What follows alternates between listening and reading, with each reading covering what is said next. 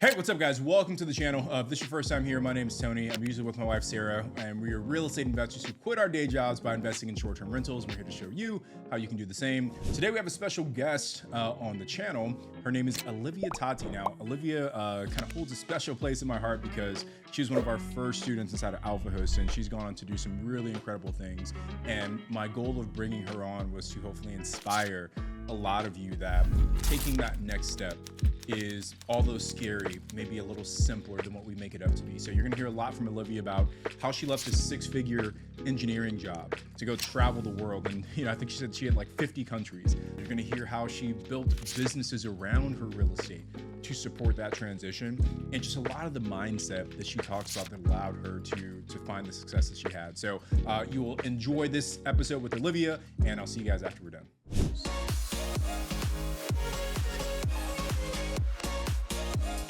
We are the Real Estate Robinsons.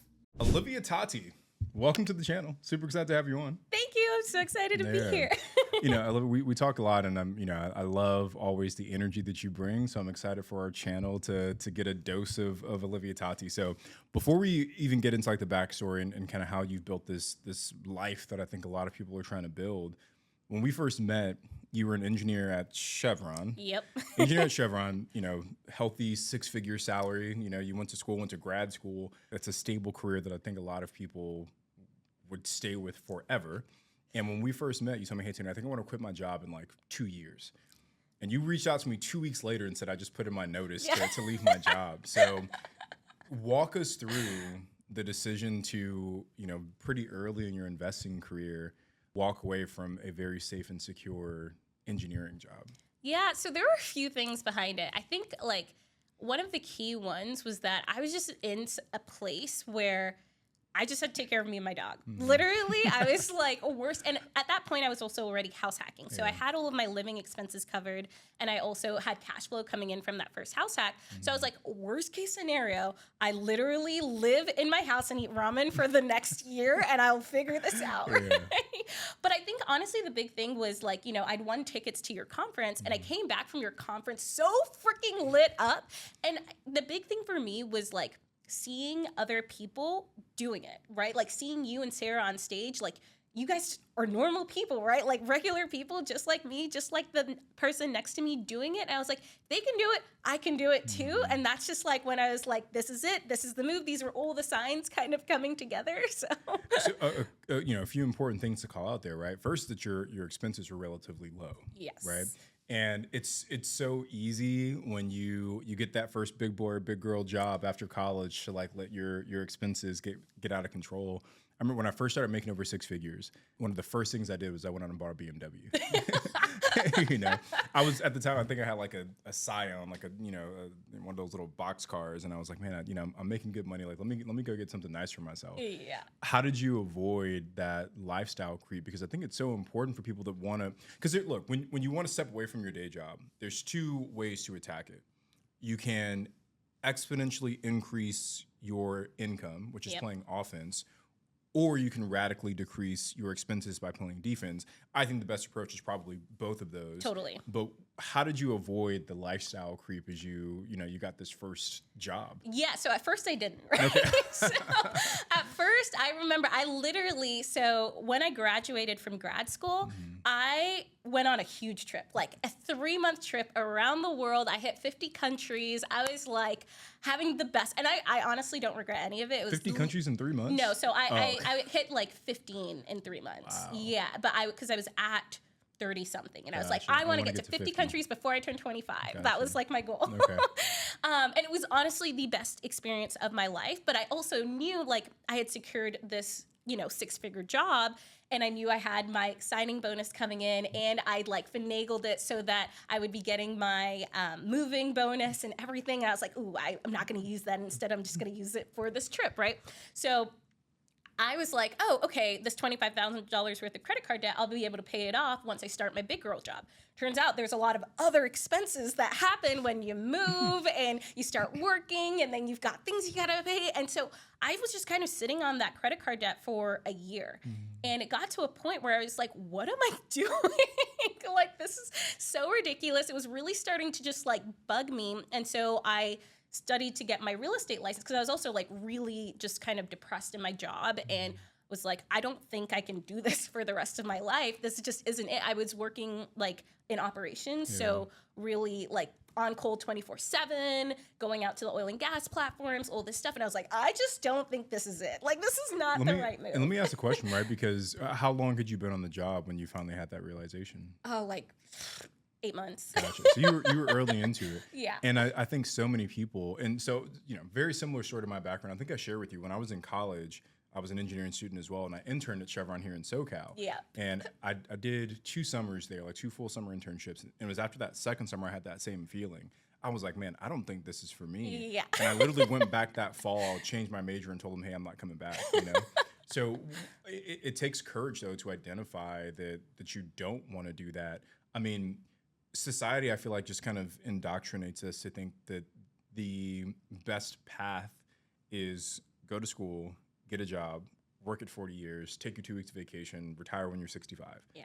You were 8 months in, right? I meet people all the time who are in their 40s, their 50s, their 60s, who are still trying to get the courage to make that decision. So walk, like 8 months in, you're already having this, like, walk me through what allowed you or what maybe gave you the courage to say, hey, this isn't the right thing for me. Yeah, and I think it was at first, I started studying to get my real estate license because I knew people made money in real estate. I had no idea exactly what that meant. I literally know. Like real estate, let me Right, agent, I was like, sure, I'm probably selling houses. Well, why not? I can do that, right? Also, so everyone knows, selling real estate is a grind. Yeah, 100%. But I was just so determined. I think I just like felt so, people always say that you need to get to a point where you almost feel so bad staying where you're at that you have to change.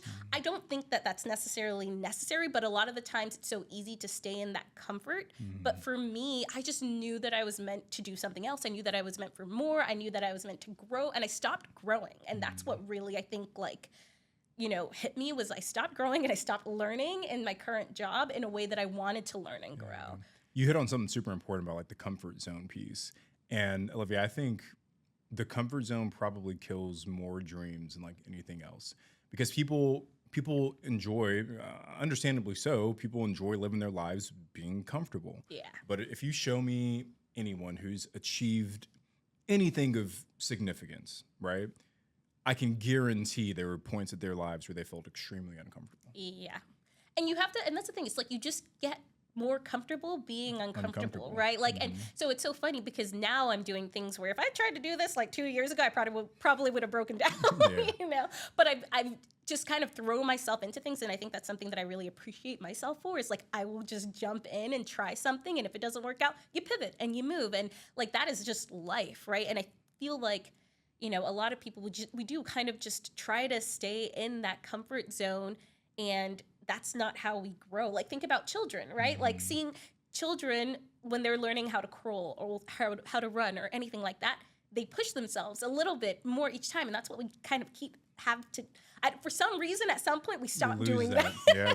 I can't remember who gave me this metaphor. I don't remember where I heard it, but it always stuck with me. It's like exactly what you said. We lose that ability to fail and keep moving forward. Yeah. But it's like if you're teaching a child how to walk, you wouldn't say, all right, son, daughter, you get 10 attempts at walking.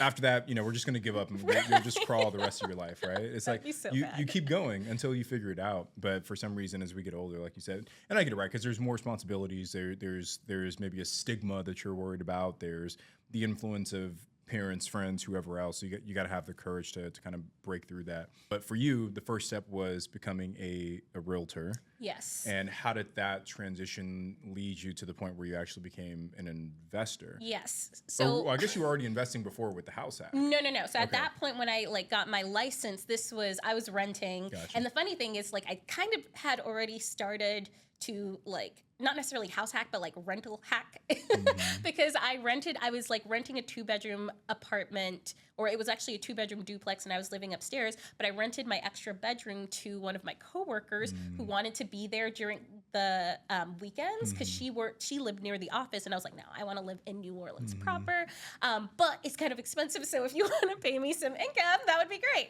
So I kind of had the aha moment. I was like, wow, life is more affordable when you've got some more extra guaranteed money coming in. But so when I had my license, I just like listening to podcasts. So I Googled real estate podcasts just purely, and Bigger Pockets showed up and I was hooked. Like literally I dove It's like the Matrix. deep. Yeah, literally listened to so many podcasts, really started getting into personal development as well. And I was like, and especially once I heard about house hacking, I was like, this is it. And then especially when I heard about house hacking with short-term rentals, I was like, ooh, this is really it. And so I became determined. I was like, I'm going to pay off all of my credit card debt. I'm going to save up enough money. I'm going to buy a property within the next year. This is going to happen. And I like pretty much got like everything done within 8 months. So I was just like so determined. So you went from 25K in credit card debt, hating your job, to within less than a year paying that off and getting the house hack and short-term renting. All right, there's a lot to cover in that brief time frame, right? I guess first, let me ask this question first. Is it your recommendation for people who are maybe looking to get started that they need to get their license first? No, you don't need to get your license. For me, it was just like a way to get paid to learn. So I was like, well, why wouldn't I? Because you know, I can make money doing this. People can start to really like know me as the real estate person, and I can just understand like what a transaction looks like, how that works, like what fears come up too for people whenever they are buying, which I think has all like influenced like my ability to coach now and my ability to go through transactions, and like nothing phases me anymore because I've done it so many times, right? But I don't think you need it. I think like if you're working a job that you like enjoy, or maybe you have a bunch of savings, like it maybe doesn't make sense. But for me, like it kind of hit a lot of birds with one stone. So you're getting the education, you're getting the income, you're building the expertise, you're building the confidence. So you go out and get your license. How many deals are you doing in that first year to put you in a position to take that next step? So I made about like $40,000 part-time. As a side hustle. Yeah, as a side hustle. Yeah, and that was like I was engineer by day, and I was literally driving around town after work, like during lunch times whenever I could, showing houses, everything. I was doing referrals. I was doing whatever I could basically. And yeah, so the funny thing is I remember too when I put in my first offer, I like wasn't necessarily ready yet. Like I started looking at houses before I'd fully paid off my credit card debt, but my lender, like I had a friend and she worked with a lender and was like, just get pre-approved, just try it out, just see how it goes. And I was like, I don't know, I'm not ready yet. Like I had like, I don't know, maybe 5 or 10,000 left. And there was this one house that I didn't get, which was totally fine. But by getting pre-approved and by putting an offer in like $100,000 below asking. Right. Worst they can say is no. Right, exactly. But it like made it easy. Like it broke the barrier and the scariness, right? Because I think so many people, right, are there looking on Zillow and they're like that dreaming about this one day when they get a property, and it's like, have you gotten pre-approved yet? Have you actually started looking at deals? Have you analyzed everything? Have you put an offer in, right? And sometimes you just like have to take that first step, and it makes it so much easier going forward. I always tell people like one of the first things you need to do if you want to buy real estate is understand what your purchasing power is. Yeah. And your purchasing power is a combination of the capital you have access to. Could be liquid, could be, I don't know, in an investment brokerage account, whatever, but how much capital you have access to. And then what is the amount of your pre-approval, right? Like what is a loan that you can get approved for? Yeah. Because unless you're planning to pay cash, which most people aren't when they're buying any kind of real estate, you got to get some kind of debt. Yeah. And you can't start looking at properties or cities or anything until you understand what your purchasing power is. Because say I find the world's greatest deal and it's $500,000, but I'm going to cash flow like, I don't know, I get like 1,000% cash on cash return, right? Yeah. But I go and then I find out I'm only pre-approved for $350. Right. Well, I just wasted a lot of time. Completely. So I love that advice of starting with that very small step of, hey, just get pre-approved. Yeah. Understand what my options might be. Yeah. So you get the pre-approval, that first deal doesn't work out. How does that then lead into the actual house hack that you're going to purchase? So then I'm on a rampage. I'm like, okay, we've got this going. So I'm like, literally a couple months after that, paid everything down, just kept adding more and more money to my savings, but started just putting offers in. I think I got beat out like 10 or 15 times, literally. And because this was in 2021. So, offers were going for 10, 20, 30, $50,000 over asking price. And I'm going in there with an FHA loan, not super competitive. But the thing is I literally told every single person that I was looking for my first property. I was looking for a duplex. I told every single person. I was actually in Nashville, like on a girls' weekend. And my friend who was a a realtor and also a house hacker back in New Orleans. She texted me this new construction and was like, you should put an offer in on this. I literally didn't go see the property, anything. I was like, I'll just put an offer in. Also got beat out on that. But this one time, I sent a message to the realtor and I was like, and I was super sad, but I was like, hey, I really love this property. Does the builder have any other properties coming on the market? Because I would love to get under contract on this, like before it actually hits the market, because I'm coming in with an FHA loan, right? And he had two. And I was like, oh my gosh, this is perfect. So literally the second I got back, when the property was still mid-construction, I was like, here's $1,000. I'm putting this under contract. I love that approach. And Olivia, we've done the same thing in different markets as well. So one of the very first tiny homes that we bought here in SoCal, it was listed by the agent was also the builder. So he was a builder and he was an agent. So he was just buying up plots of land, building these homes, and he would list them himself, right? So we bought the first one, and I told him, like, hey, dude, like we're real estate investors. Like we're not just looking to buy one. So if you have more of these, let us know, and we'll buy a lot from you. Yeah. We ended up buying like 12 homes from this one guy, right? Yep. Same thing happened to us in the Tennessee market. We had a realtor connection who had a good relationship with a builder out there who's doing something similar. And same, we bought the last cabin that we purchased, we bought, never went on the market, never had to try and negotiate or bid or any of that stuff. And it was all because we had those connections. So I really do think that if you can find, and it's going to vary from market to market because maybe there's not big builders or just builders in general, a lot of these markets, but if you can find someone who's building, and not massive like, subdivisions, but if you can find someone who's doing like either infill development or maybe small, like 3 to 5 properties, that can be a relationship that can change your life. Well, I even tell people with flippers too, right? Like, because if you see, like, for example, I have a student who's buying in Atlanta, and there was literally the most perfect house hack for her there, but she like was a little too slow and didn't get it. But I was like, reach out to that person and get their contact information, because if they did one, which is perfect, they're gonna have more.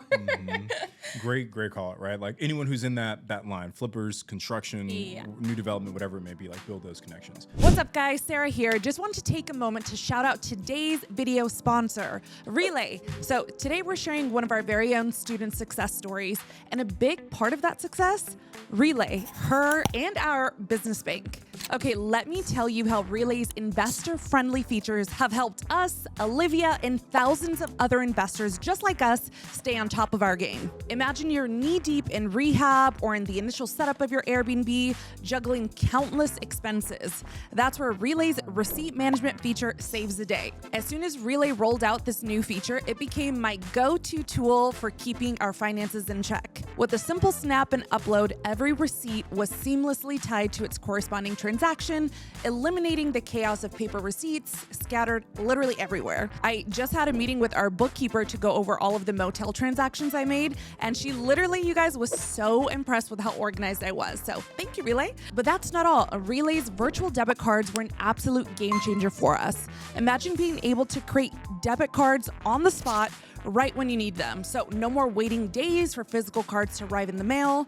With Relay, we were able to instantly equip our team with virtual cards, ensure smooth and timely purchases. This is especially crucial for our rehab projects when we need material ordered very promptly, right? And here's where it gets even better. Relay allowed us to create team member specific debit cards, each with its own spending limits. So this meant our team could move swiftly, whether making online bulk purchases or grabbing last-minute supplies from the local hardware store.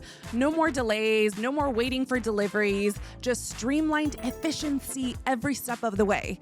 And with limitations, right? I was literally so afraid of employees that could low-key steal all of our money or go buy like a freaking Gucci bag with our debit cards, but not with Relay's features. Believe me when I say these seemingly small features made a world of a difference in our project success. That's why we've been singing Relay's praises to literally every real estate investor and business owner we know. Plus, their customer support, you guys, top notch. No long waits or language barriers, just prompt, helpful assistance whenever we needed it. I would literally just shoot them an email or call them, and it was the most like Chick-fil-A level service I've ever experienced with the tools that we use in our business. So love that about Relay. And that's not even scratching the surface. Relay offers same-day ACH payments, 0 monthly maintenance fees, integrations with your favorite bookkeeping software, and it's the only business bank designed for profit-first cash flow management. Another huge reason Tony specifically loves Relay is because of their auto transfer ability. So we have 5 different bank accounts for every single property, right? 1 OPEX account, 1 income account, 1 reserves account, 1 owner's pay account, and 1 tax account. And every month on the 25th, a certain percentage we allocated gets shuffled around between all of these accounts automatically. And this was a game changer for Tony specifically and just helped us run way more efficiently. We literally recommend this bank to everyone that's looking to start their own Airbnb business. We've tried several other banks before finally settling on Relay. You can remember we tried using Novo, we used Bluevine, we used Capital One, Bank of America, local credit unions, and we tried so many other ones. I can't even remember how many times we tried different ones, but Relay was the perfect bank to implement the 5 account strategy I just talked about. We actually did a whole video breaking down how to set up these 5 accounts, so I'll make sure we drop the link to that video below. But if you're ready to take control of your finances the way we did, the way Olivia did, head over to the link in the description and sign up for a Relay Business Bank account today. All right, now let's get back to Olivia's success story. So you, through that relationship, ended up finding this house hack. Yes. So you said that you kind of combined 2 strategies of house hacking and short-term renting. Did you short-term rent from the beginning? Was that the initial? From the get-go. So I Okay. ran my numbers as a long-term, short-term, medium-term rental because it's in New Orleans. Regulations change. Right. We just went through a big regulation change. Right. But still, just so everyone knows, still possible to short-term rent. You just need to go make sure you go through the process. But yeah, so I just like always liked short-term rentals better, especially as a traveler and someone who likes interior design. Like it just seems so much more fun. You could make a lot more money and you're still providing like an amazing service for people. Like I still get people who like want to book directly from me for that first like side of my duplex. And now it's like I rent out both of my sides of my duplex. So yeah. I want to go over the numbers, right? Because you said you went FHA. So was it 3.5%, 5%? 3.5%. So it was $399,000. I got $8,900 back in realtor commission fees, and then the builder also gave me an extra $2,000 credit, and then the rest of it, it was a 401k loan. So I was supposed to come to the table with $25K in cash, but it ended up coming nothing because I just took a 401k loan for like $15,000 for the rest of the cash that I needed to bring. So you literally $0 out of pocket for you to get into this. Just like ballpark, Olivia, or what do you think you're going in at now that you moved out of it? Oh my gosh. So I actually have a whole video on my numbers for the first year. I'm pretty sure now at this point I've netted like 50K, maybe That's 60K. wild. And now that I'm leaving, I'm like, Yeah, this is right? a joke. Yeah. It's so cool because you got into it for very little cash out of pocket, and you got 2 units, right, for the price of 1. So you have the duplex going, right? You're short-term renting it out. It's going well. And then you come to the conference. Yes. So let's go back to that decision of like when you actually decided to leave. Well, so here's the thing. Like I had my duplex and it was awesome. I was like, this is great. I'm not paying anything. But like I also made it a point not to touch any of that income because I was like, I need to get to $10,000 a month in cash flow before I can quit my job. So I had this at the back of my head where I was like, oh my gosh, this feels like it's going to take like a really Forever, long right? time. And so originally I was like, maybe I just need to switch jobs for like 1 or 2 years so that I'm not in this engineering job just because it was super demanding. And like with Chevron, like you can't even access your Gmail when you're at work. And we were back in the office and my like mental health just went. So it's so funny because but I got none of, because I was like applying for tech jobs. I had no tech background. I was like, yeah, this seems like something that's going to work out for sure. Yeah. So it's so funny. I had literally gotten rejected from a tech job and I was super just depressed out in New Orleans, like kind of inebriated once. And I had gotten home and was sitting on my couch, super sad, but I saw your giveaway for your conference, and somehow, I have no recollection of this, but somehow I signed up for this giveaway, and it's like 2 or 3 days later, I literally have the video of you where you're like, congratulations, Olivia, you won tickets. And I'm like, oh my gosh, is this a sign? And it's so funny too, because before that, I'd actually texted Sarah. I was like, man, I really want to go to the conference, but it's kind of expensive and I don't really know. The second I won the giveaway, booked the flights, booked the hotel, didn't care how much money it was. I was like, I'm going. There you go. And I think and I see this so much because especially when you're in corporate America, you're not really taught to invest in yourself. And so people have so much reservation doing that. But then once you get into the entrepreneurial space, it's like a no-brainer. Right, everyone does it. So, and I appreciate the kind words about the summit. So for all of you that are watching, if you want to come out, the next one's June 23rd through the 25th. Maybe you'll have a life-changing moment like Olivia did, but strsummit.com, you guys can come hang out with us. But I just want to quickly touch on what you just mentioned about like the self-education. I think we're, again, talking about like indoctrination and just what we're accustomed to. People are so used to racking up tens of thousands of dollars in student loan debt to get a job they don't like, Yep. where they're probably underpaid, right? Yeah. But it's like when you think about investing into yourself to build a skill that will allow you to earn exponentially more income, there's a stigma around that. Now, I do think it's starting to change just because, like, as our generation gets older, like, I think we're more accustomed to that. But, and granted, there were probably some people back in the day, who didn't have the best interest in mind, the people who they were educating, and it was just more so like a money play for them. But my life has changed. In spending I think in the last 6 months I've spent $32,000 on masterminds easily. Right? But it's the best return every single time, right? So for you, Olivia, like what impact has the private education space, like investing into yourself, what has that done for you? Oh, it's just a no-brainer, right? So because the first thing I ever really invested in was Alpha Host, honestly. And I appreciate that. Yeah, and the funny thing too is I remember hopping on the call with you, I think I already knew with you that I was gonna sign up. And you were like going through your spiel and everything. I was like, I literally don't care. Just tell me how much it is. I'm doing. But it was life-changing. It truly was so I remember I was thinking about this quote earlier in the car. It's just you can keep trying to do the same thing over and over and over again, but that's literally madness. That is what you call and expecting a different outcome. Result, right. It's truly madness versus learning from other people who have done what you have actually want to do, learn from their mistakes, collapse the timeline so that you can get there faster. And it's so funny because we're totally okay with learning from people in school who haven't actually done the thing you want to do, right? Most, when I think of an MBA, for example, most professors have never started a business, have never actually done that, but they're teaching you stuff from a textbook, and I'm like, this makes no sense. Right. Something's broken, right? Yes. And first thing I'll say to you, Olivia, is you were one of our star students inside of Alpha Host because you showed up to every single group coaching call. You did the things we talked about in one-on-one sessions. You executed in a way that a lot of people don't. And as our community has grown, we've got more coaches in the program now because you were one of the first students that came on. The community's grown, and we have a call every week with the coaches where we look at all of our students and we see hey, how are they progressing? And unfortunately, there are some students who sign up and they just fall off the face of the earth. Yep. And they stop showing up to calls. Yep. They don't respond when their coach is reaching out to them.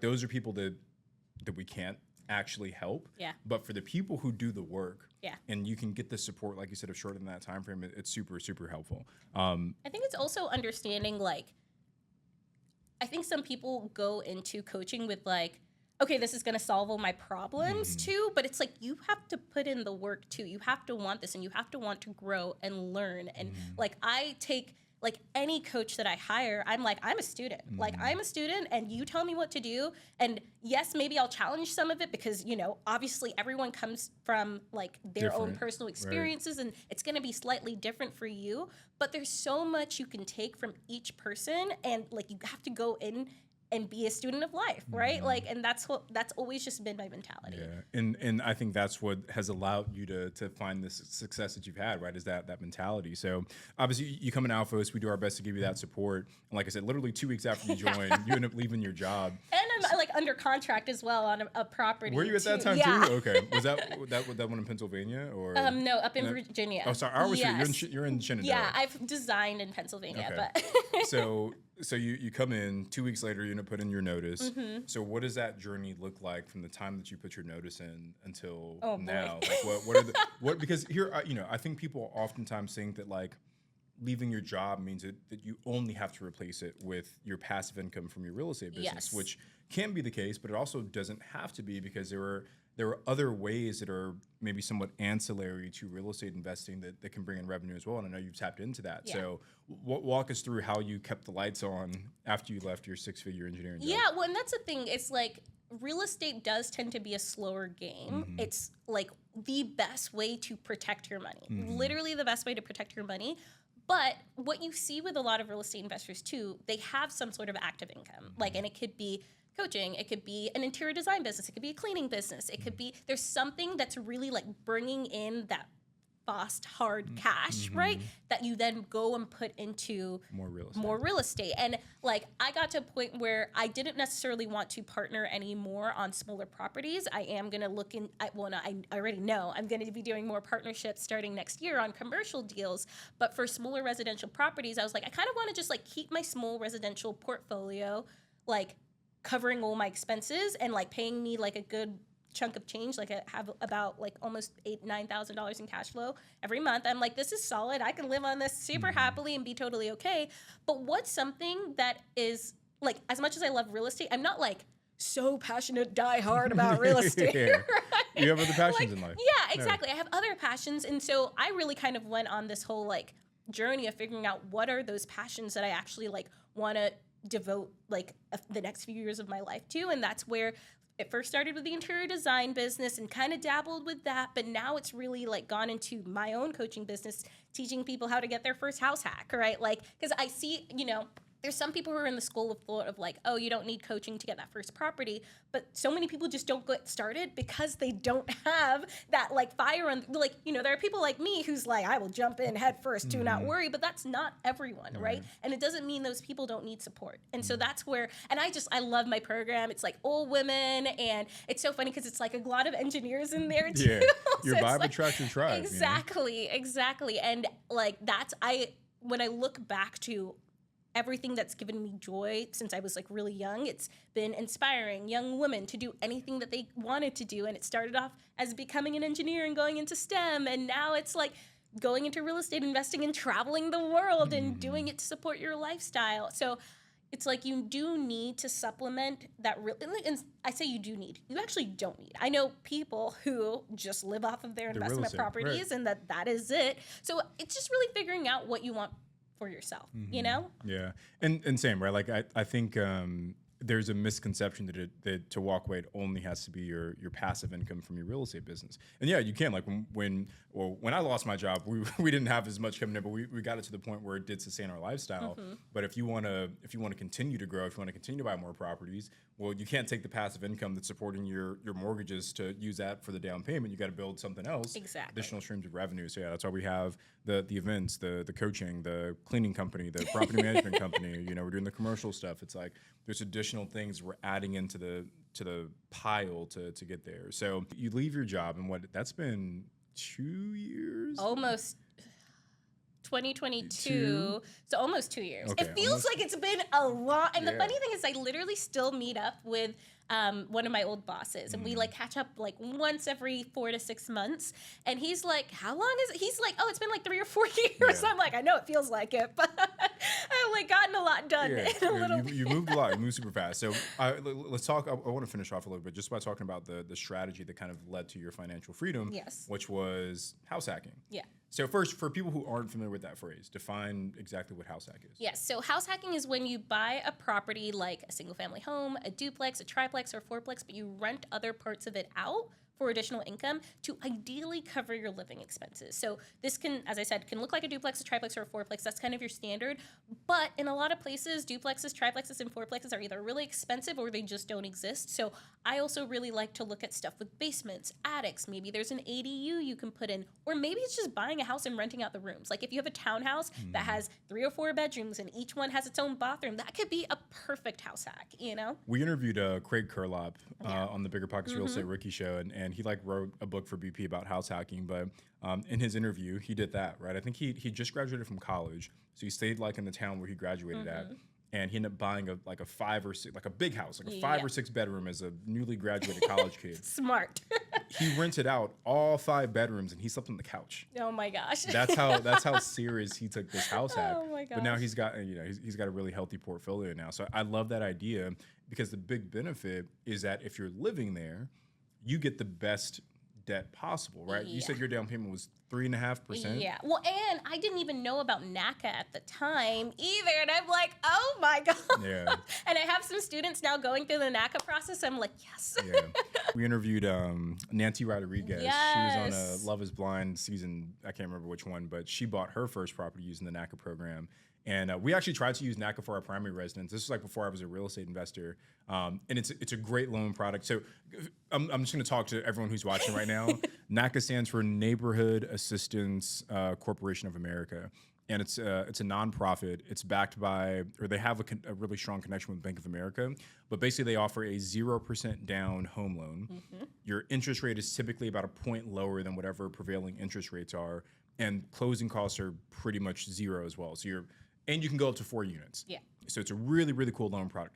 It is probably the most arduous Yes. loan application process. Like, imagine you were trying to get like the highest level security clearance that the government offers. That's what it feels like going through a NACA loan Well, application. they go through your budget, they track it, you got to track it. But honestly, for so many people getting started, they need that, right? Like 100%. they need, like I know for some of my students, they were like, oh, wow, I'm spending a little bit extra. And it's so fun because I tell them financial literacy is step 1, right? Like you don't want to buy a property when you don't understand how to hold on to your money, right? So what we talked about what house hacking is, a good loan product to use, right? FHA, NACA, any kind of owner occupied type loans. But what makes a property a good property to house hack in your opinion? So I always go, it depends on the market, right? So if you can get it to a point where you are coming out of pocket $0 for it covers your mortgage, it covers your expenses, so utilities, all of that, you're set. Like that is like step 1. If you can get it to cash flow extra, even better. Mm-hmm. Also, if in your market they allow you to short-term rent, oh my gosh, you're golden, because in some markets they don't. But for most places, if you're house hacking and it's your primary residence, you are allowed to short-term rent either part of it or all of it, like whenever you travel and stuff. So that's the nice thing about house hacking is you can kind of get around some of the short-term rental regulations. And I love the point you made about you don't necessarily need to be making a bunch of cash flow on top. If you can just live for free, Yes. you're freeing up what for most people is their biggest expense. Well, and that was my thing because I went from paying $1,800 a month in rent to now having no rent and cash flow. I was like, excuse me? Yeah, why isn't everybody doing this, right?